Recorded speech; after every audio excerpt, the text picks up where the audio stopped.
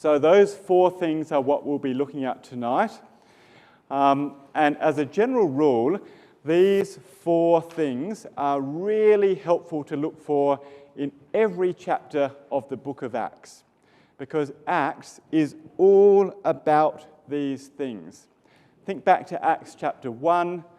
Christ has just been raised from the dead, and he says to the apostles, "Go everywhere and preach." So Acts will give us lots of tools and tips about preaching. It also shows us who they converted, individual people, and we'll see them in Acts chapter 14, and those people form the basis of the rest of the New Testament. The rest of the New Testament are letters and documents written to people, to individuals who were converted, by and large, in the book of Acts. So we're introduced to all of these people, and then the letters are written to them. And the next one is ecclesias, or groups of believers. And this one, I think, is really, really important. Think back to Acts chapter 1. There's Jesus, one man, and there's 12 disciples in one place in Jerusalem. But by the time we come to the end of the book of Acts, there are groups of believers all around the Roman world. There are disciples everywhere, and they've formed themselves into very special groups of believers, and they function and behave in a certain way to help each other maintain their faith and keep on preaching.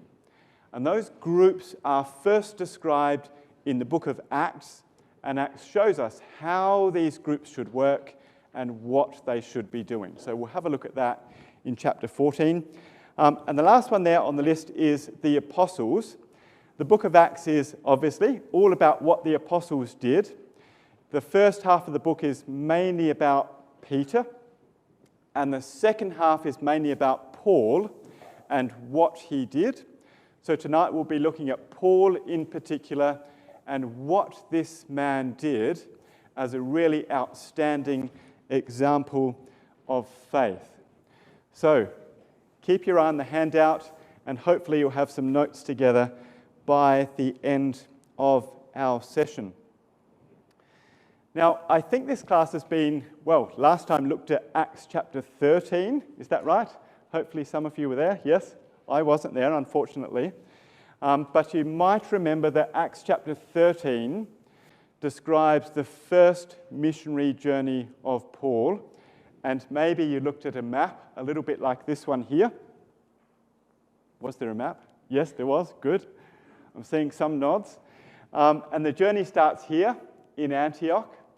And Paul and Barnabas traveled to the island of Cyprus in the Mediterranean Sea.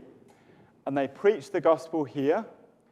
And then they traveled up here to Turkey, modern-day Turkey today. And if you follow this blue line, which is where they traveled, you can see this green line here, which is leaving Turkey. Does anyone remember what the green line might be talking about? Acts chapter 13. Somebody starts the journey, but they don't finish the journey.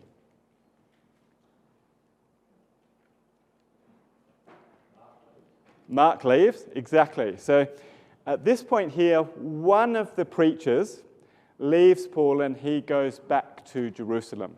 And that leaves Paul and Barnabas preaching the gospel in Turkey. And they went north up to this city called Antioch. And they preached the gospel there.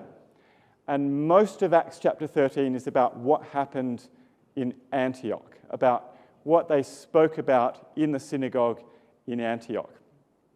So, does anyone remember what happened at the end of the speech in Acts chapter 13?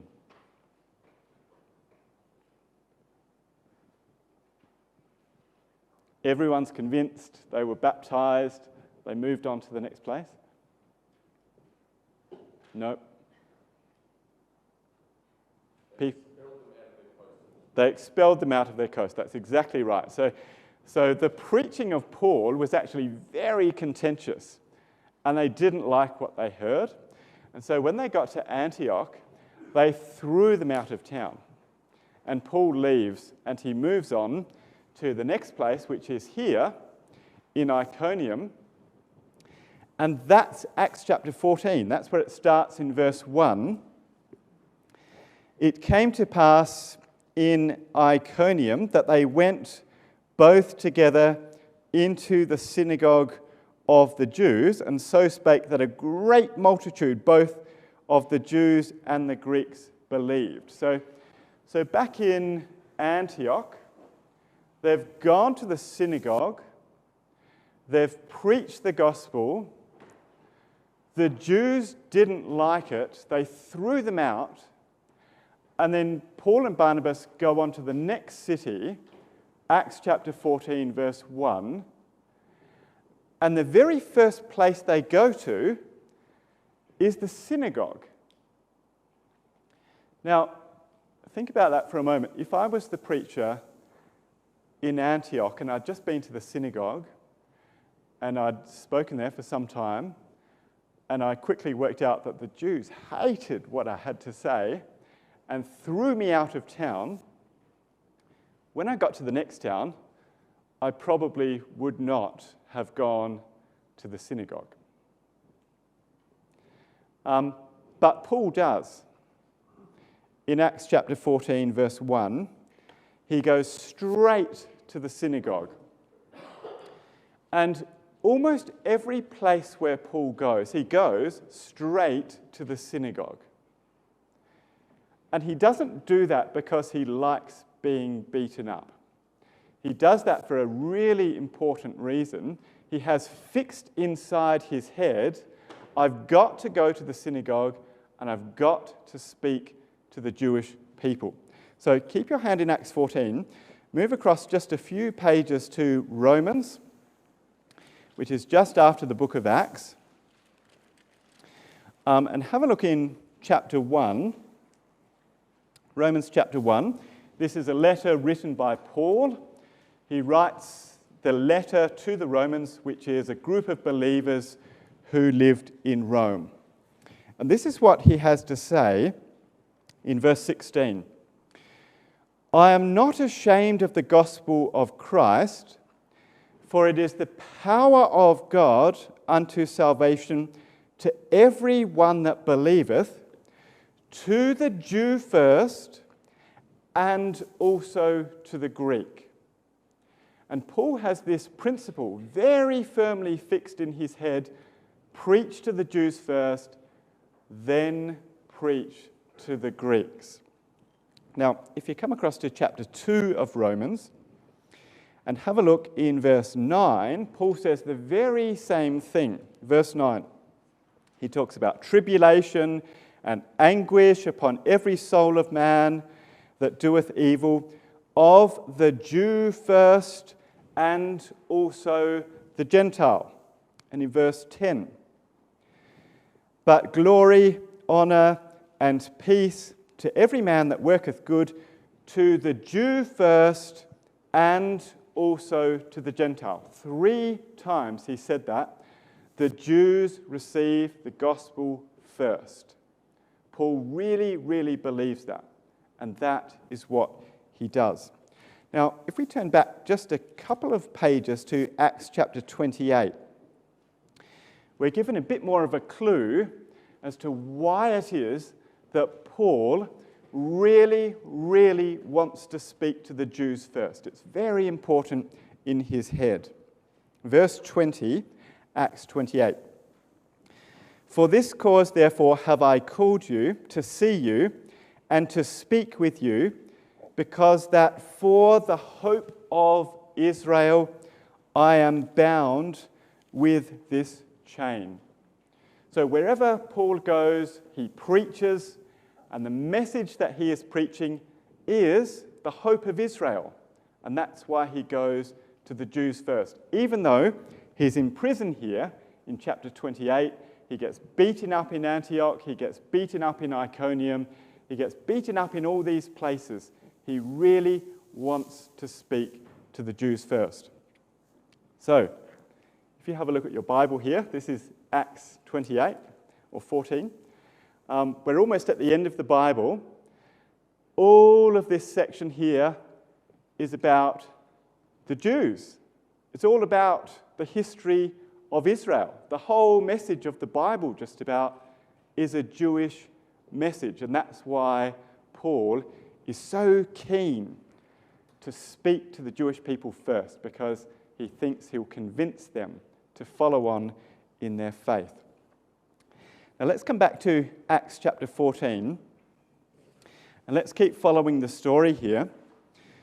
Paul goes to the synagogue in Antioch in verse 1, and then in verse 2, we read this: "The unbelieving Jews stirred up the Gentiles and made their minds evil affected against the brethren." So just like in Antioch, the Jews didn't like what they heard, and they start to cause a commotion in verse 2. But in verse 3, have a look at what Paul does. "Long time, therefore, abode they, speaking boldly in the Lord, which gave testimony unto his word of his grace, and granted signs and wonders to be done in their hands." Paul keeps on preaching, and he preaches in verse 3 in a way that is described as being very bold. And that phrase, that bold preaching of Paul, is a theme that runs right through the book of Acts. Whenever Paul preaches, he preaches in a very dynamic, persuasive, eloquent way that people are just amazed to hear. He speaks with enormous courage, and he convinces some people to come into the faith. Of course, he infuriates other people, like the Jews, but he speaks very, very boldly and courageously. And right through the book of Acts, that is the way this man's preaching is described. Well, if we look in verse 4, of course, that preaching causes division. A strong message will always polarize people, and that's just what happens in the book of Acts here in verse 4. The city is divided. Part are with the Jews, and part are with the apostles. And have a look in verse 5. "There was an assault made of the Gentiles and the Jews with their rulers to use them despitefully and to stone them. And when they were aware of it, they fled unto Lystra and Derbe." So the same pattern takes place. The Jews hear the message, they hate what they hear, they stir up a commotion, and Paul is driven out of town. In fact, if you have a look in verse 5, we're told that the Jews actually tried to kill Paul. They tried to stone him, and in verse 6, they became aware of it. That's a very sort of abstract way to describe it. Somehow, they discovered that they were about to be killed. And because of that, they quickly leave town, and that saves their lives. Now, if you keep your hand here and come to 2 Timothy chapter 3, there's a really interesting passage here about just this moment in time in Acts chapter 14. Let's remember, the book of Acts is the story of the New Testament, and all of the letters written afterwards connect to the story in the book of Acts. If we come to 2 Timothy chapter 3, in verse 11, it tells us something about what happened in ICONIUM. So Paul's writing to Timothy, and this is what he says in verse 11. "Persecutions, afflictions, which came unto me at Antioch," that's Acts chapter 13, "Iconium," that's Acts chapter 14, and at Lystra, that's Acts chapter 14 as well. "These persecutions I endured, but out of them all the Lord delivered me." So Paul tells us here that somehow God has saved him, back in Acts chapter 14. The hand of providence has been at work so that Paul somehow finds out that they want to kill him and he leaves town. And that pattern follows right through the book of Acts. You might know the story about Paul in Jerusalem. His nephew hears about a plot to kill him. Somehow he finds out, he tells Paul, and Paul is delivered. God's hand of providence is at work all the way through the book of Acts. Now, let's come back to Acts 14, because now Paul leaves town again, and he comes to another place, and that's called Lystra. He's gone from Antioch to Iconium, Iconium to Lystra. He's still somewhere in the middle of Turkey today.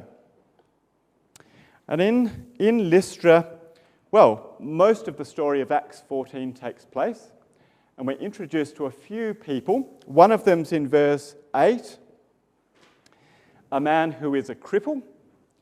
Another one is later on in verse 13. He's a priest of Jupiter, or Zeus in Greek. And there's actually a couple of other people that are here in the story of Acts chapter 14, which aren't mentioned in the chapter here. Now, if we come across to Acts 16,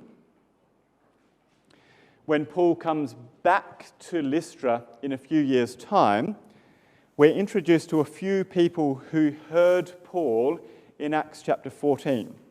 Acts 16, verse 1.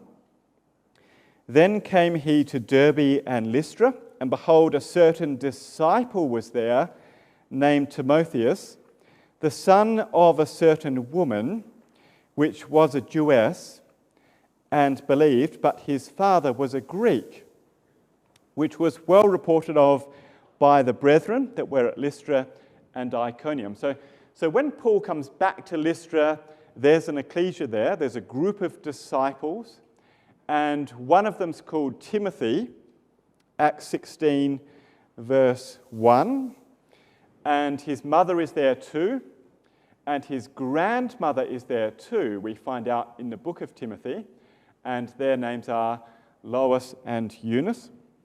And we can read here about his father in verse 1 as well, and he was a Greek, and he probably wasn't a disciple. So there's a few other names that we can put next to this preaching of Paul in Acts chapter 14. So let's come back to Acts 14, verse 8. And perhaps one interesting thing here is that we don't read now that Paul goes straight to the synagogue. So in Antioch, he went straight to the synagogue. In Iconium, he went straight to the synagogue. We know from Romans that it was really important to preach to the Jews first. That's firmly fixed in his head. He comes to Lystra, and it doesn't say anything about going to the synagogue. So, any ideas why he didn't go to the synagogue here? There wasn't one. I think that's a pretty good answer. Probably there wasn't a synagogue. So how many Jews do we need to form a synagogue? Anyone know? Anyone know the Torah? Traditionally, the Jewish law required 10 Jewish men to form a synagogue. If there were less than 10 men, they couldn't build a synagogue. So there are Jews there, but there's not many. We've got Timothy, we've got Lois, we've got Eunice. So we've got 2 women and 1 man who is there. And we know that Timothy's mother was a Jewess, but she married a Greek. So maybe she did that because there weren't many Jews in this place. They couldn't form a synagogue. They didn't have their own community. So Paul finds individual Jews in the town to speak to. We know he definitely did that because Timothy's converted. But he doesn't go to the synagogue, probably because there wasn't one there. But in verse 8, he does find a man who can't walk. A man in Lystra. Now, does anyone remember who wrote the book of Acts? Luke. Does anyone remember the occupation of Luke? Doctor. Doctor of some sort. A physician, yes. So he's very interested in health. And when he writes, he's very, very precise in the way he describes people's conditions. Have a look in verse 8. If I'd written this, I would have said, there was a man who couldn't walk. But have a look what Luke writes in verse 8. There sat a certain man, this is a specific person that everyone in town knew. He's impotent in his feet, and he's a cripple from his mother's womb, and he's never walked. So he tells us the same thing 3 times in a row, so that there can be no doubt that this man had never, ever walked. It's not someone who stepped on a nail and has a sore foot. This is someone who has never walked before. He has no hope of walking. Even if he was here today and he was down at a fancy hospital on North Terrace, they could not make him walk. He'd never walked in his life. And this man in verse 9 listens to Paul speaking, and Paul sees that this man has faith, and he decides to heal him. And he says in verse 10, "Stand upright on thy feet," and immediately he's healed. He leaps and he walks. That's something that no doctor can do today. This is a miracle. This is divine intervention. This is really remarkable. Have a look back in verse 3. God has been very careful when he sends out the apostles to preach this message about his Son, to give them the Holy Spirit so that they had some evidence that God was working with them. They could do really remarkable things, and these miracles were witness that God was at work. And that's just what happens in verse 10, and that is just what the people conclude in verse 11. The people saw what Paul has done, and they lift up their voices, and they say in a foreign language, the speech of ICONIUM, "The gods have come down to us in the likeness of men." This is a pagan area of Turkey. These aren't Jewish people. They worship the Greek and Roman gods. And they see in this miracle evidence that the gods are at work, and they rightly conclude that, well, something divine has happened, but what they haven't got quite right is which God is working. So they know that one of their gods is working, but they haven't connected it to the God of the Bible yet. And this is who they thought they had seen. This man here, this is a real photograph from the 1st century AD. I found it on Wikipedia. And this one here is Jupiter, or Zeus. I think your version said Zeus, yep. So Jupiter is the Roman name, and Zeus is the Greek name. They're the same god. Here's Zeus. He is the god of the heavens, the one with the lightning, the one who's in charge of what goes on. And this one here, that's a photo of Mercurius, or Hermes. And he is the divine messenger. And you can see here he's got this comic hat on with wings. That's to symbolize he's the messenger. He can fly through the air, he can take messages, and particularly he speaks those messages when he delivers them. And this is the Greek god of eloquence. And they hear Paul speaking, and they think he is the Greek god of eloquence. This is a really remarkable preacher that they have heard. Somehow they think that these gods have come to visit. And perhaps they particularly pick on Zeus because Zeus was the god of their town. Have a look in verse 13. The priest of Jupiter, which was before their city, brings oxen and garlands unto the gates and would have done sacrifice. So here's the god Jupiter, and outside the city there would have been a wonderful marble block carved into the shape of this man.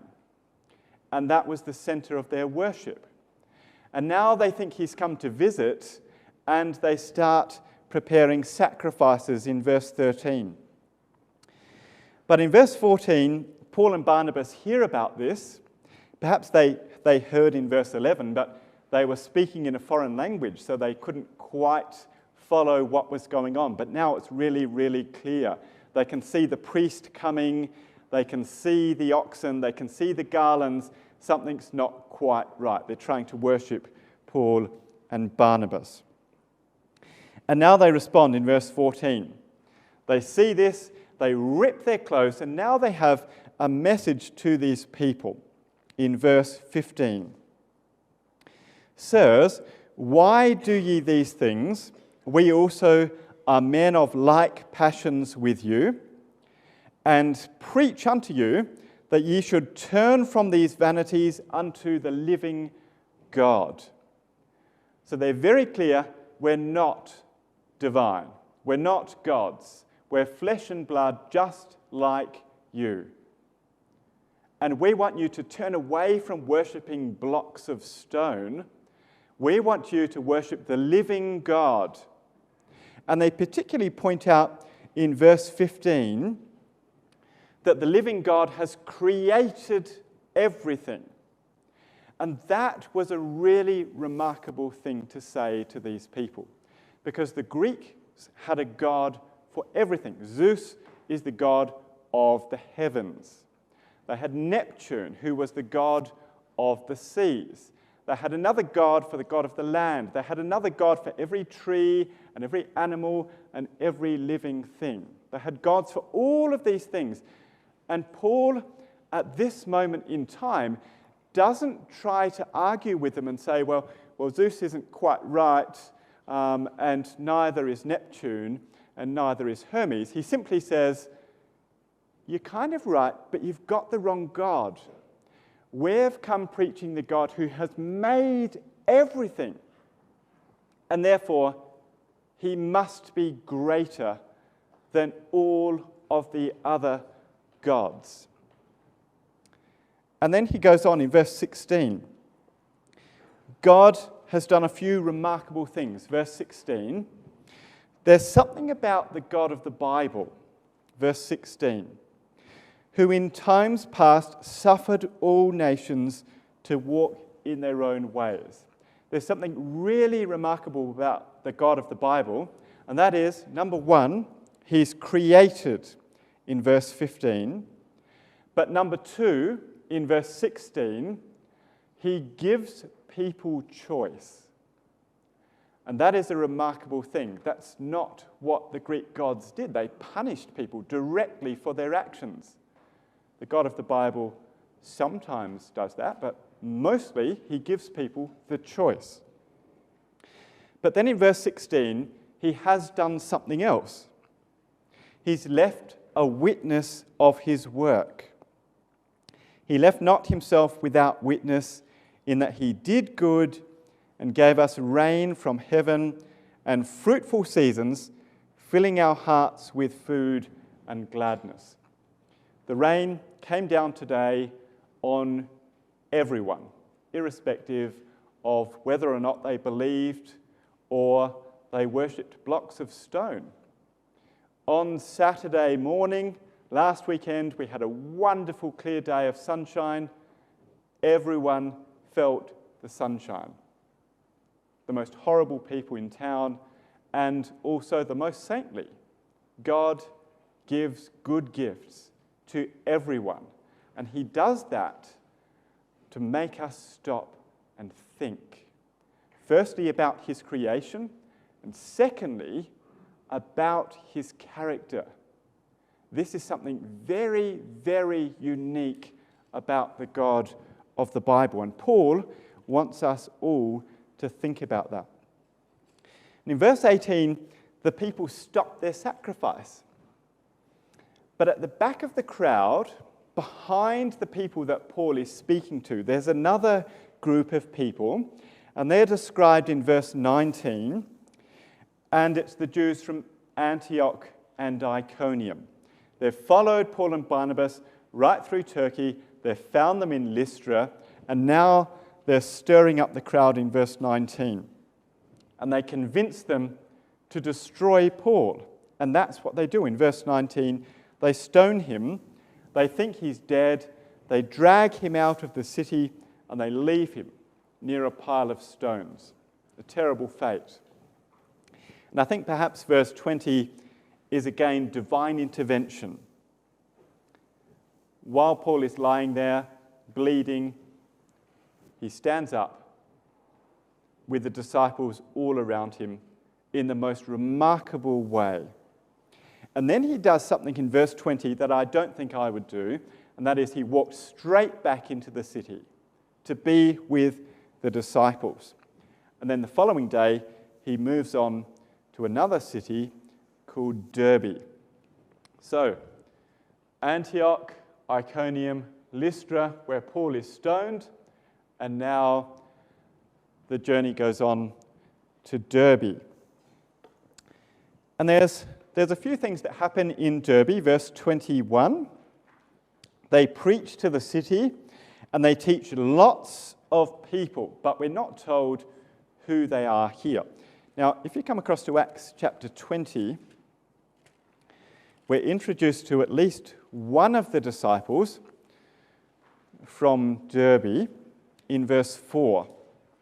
Acts 20 is a couple of years later.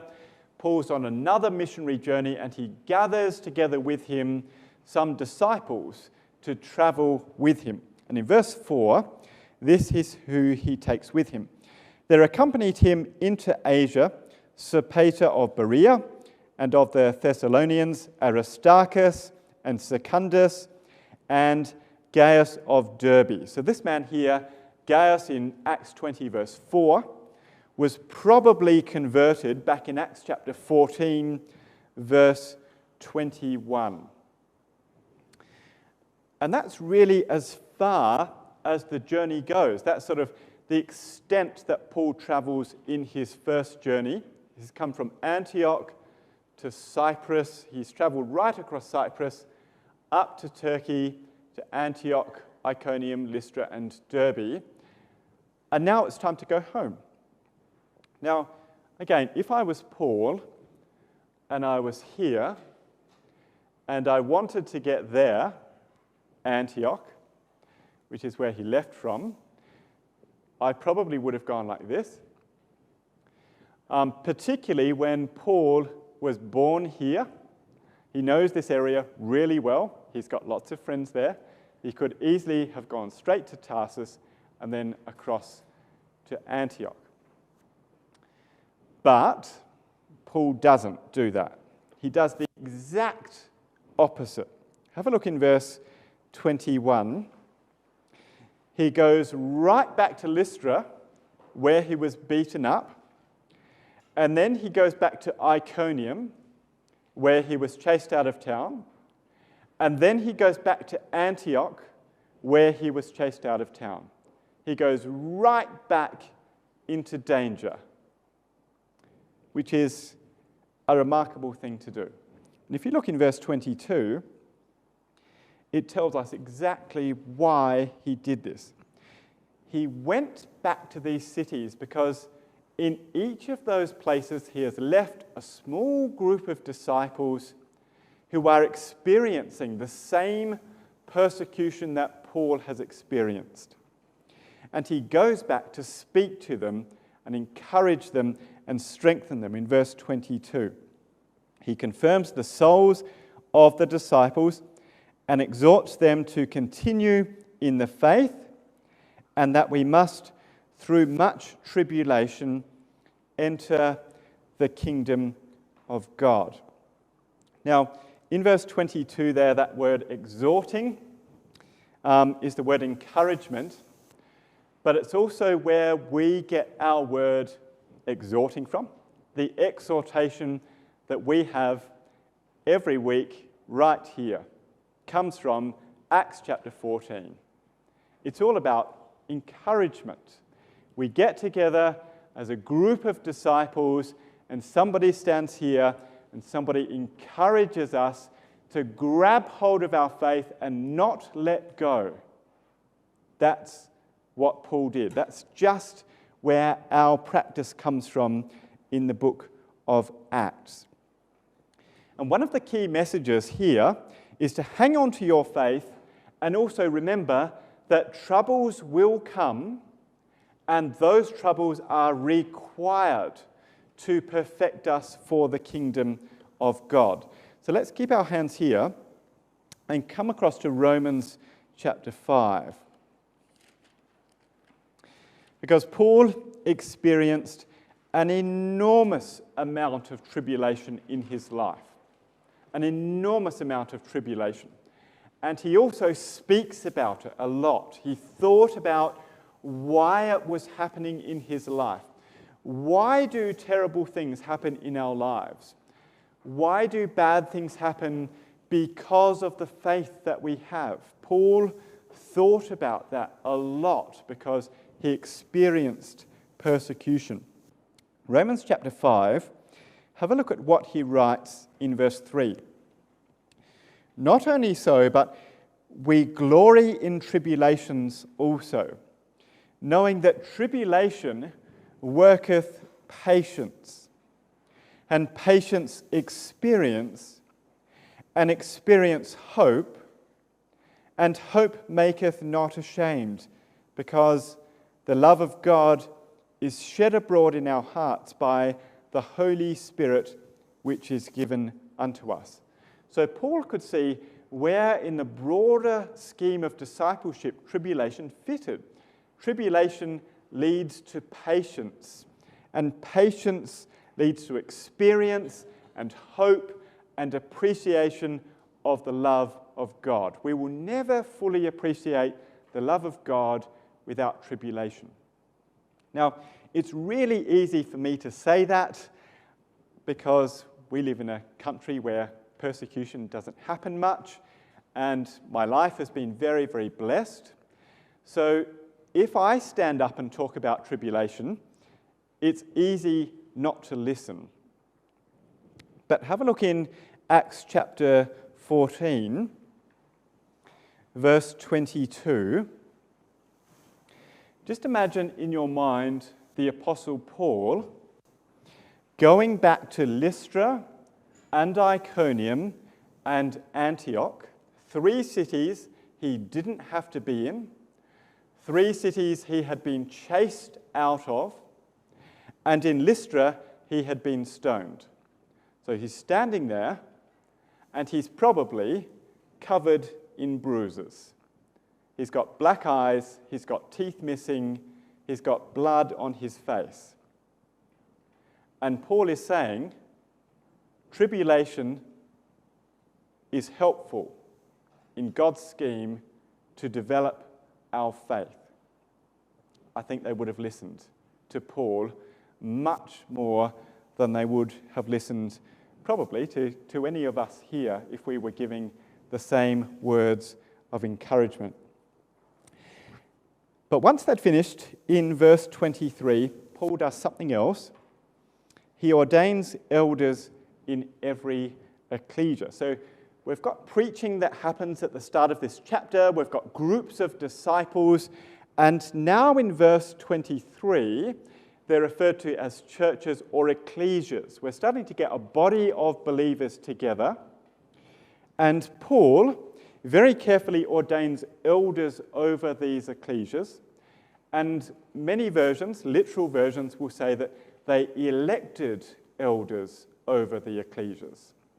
So Paul has gone back to create these bodies of believers called ecclesias, and he's carefully putting a structure in place for them. Elders are elected, exhortation happens in a regular way, and in verse 23, they come together to pray as well. And that's really where we as an ecclesia get our practices from as well. We come together regularly to encourage each other about the word. We come together to pray, and we have, in a few months' time, an election for the elders which will guide our ecclesia. All of that happens because it happened in the book of Acts, described in Acts chapter 14 and other places as well. So once that's happened, in verse 24, Paul continues his journey. He goes through LYSTRA, ICONIUM, Antioch. He comes back down here to the coast, to Italia and Perga, and then he travels back to Antioch in verse 26, which is where they started. And in verse 27, they do something that's remarkable as well. They get the whole ecclesia together and they share what's happened in the missionary journey.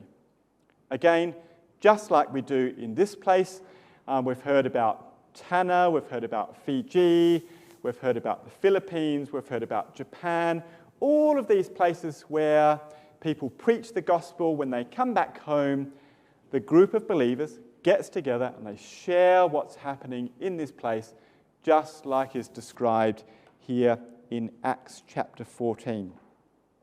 And that really brings us to the end of the story in Acts chapter 14. So hopefully you've got something down on your handout here, working through the story. Perhaps there's a few things that stick in my head from this chapter about preaching. Firstly, Paul's preaching was really persuasive and bold and eloquent. He convinced people. He got out there and he spoke with a loud voice that made people sit up and listen. And it was controversial sometimes. Some people threw him out of town, but it worked. And ecclesias were formed in lots of different places. And in Acts chapter 14, I think the other thing about the preaching is he very carefully crafts his message to the people. He's talking to a group of people who believe in gods of wood and stone. He's got about 30 seconds to speak to them, and he comes up with a very persuasive case about why they should stop what they're doing and rethink their position about the gods they were worshipping. That's a very, very powerful skill to have. The people that were converted, we saw Timothy, we saw Eunice, we saw Timothy's grandmother Lois as well. We also saw Gaius, who was converted in this area too. There's lots of individuals converted in Acts chapter 14. Maybe one of the most powerful things for me in Acts 14 is about ecclesias. There are so many things about how ecclesias run which are hidden away in Acts chapter 14, and they really are why we should be doing the same thing today. We should get together regularly to encourage the faith of each other. We should get together to pray.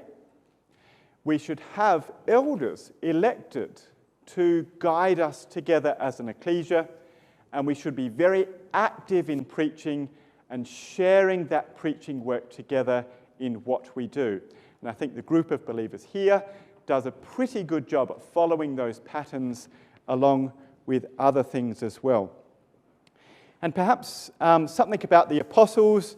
The apostle Paul, something I love from this chapter is his courage in going right into persecution, even though he knows it's coming, and continuing to speak the word.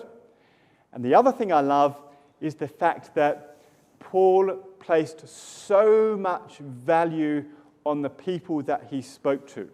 He's ready to go back into the firing line to care for the people he has preached to. And he does that over and over and over again.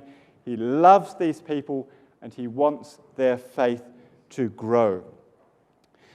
So, one last slide to finish off with. In verse 27, Paul and Barnabas get back to town in Antioch, and we're given one line of summary of all of Acts 13 and 14. This is what they have to say to the ecclesia. This is what they report.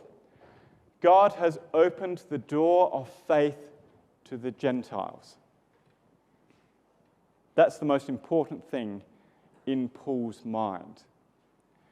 And that seems a bit unusual, but let's remember, to the Jew first and then to the Gentiles, all of this has been about the Jews, and now in Acts chapter 14, the tide turns, and the gospel is going to a very, very different group of people, and that's the Gentiles.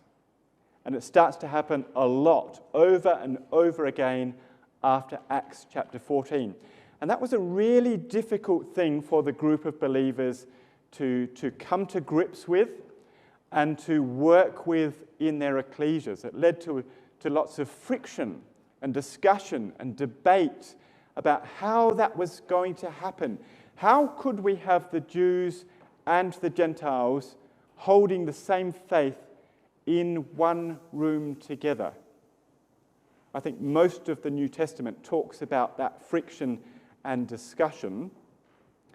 And in Acts chapter 15, the whole chapter is about how believers as a group can vehemently disagree and come together and talk about those differences and come up with a productive way to move forward together as a group, as an ecclesia.